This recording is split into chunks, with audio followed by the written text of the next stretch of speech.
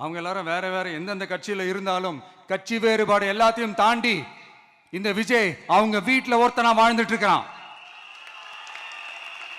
ஆரம்பிக்கலாமா?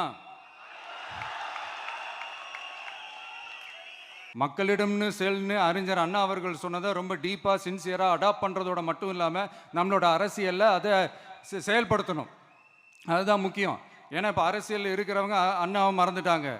அண்ணா ஆரம்பித்த கட்சியும் அண்ணாவை மறந்து சுயநலமாக மாதிரி பல வருஷம் ஆச்சு. அண்ணா பேரில் இருக்கிற கட்சியும் அவரை மறந்து பல வருஷம் ஆச்சு.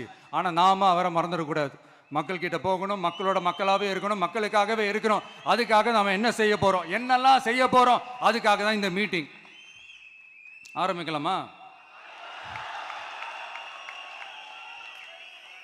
இந்த ரெண்டு கட்சிகள், ஆண்டு கட்சியாக இருக்கட்டும், இப்போ ஆள்ற கட்சியாக இருக்கட்டும், அவங்கள பொறுத்த வரைக்கும் பூத்துனா என்ன தெரியும்ல?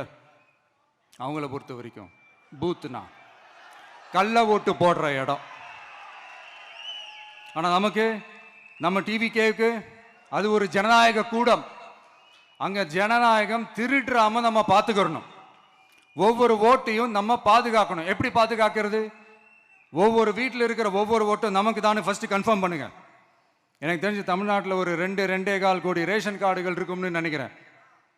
அவங்க எல்லாரும் வேற வேற எந்தெந்த கட்சியில இருந்தாலும் கட்சி வேறுபாடு எல்லாத்தையும் தாண்டி இந்த விஜய் அவங்க வீட்டில் ஒருத்தனா வாழ்ந்துட்டு இருக்கிறான்.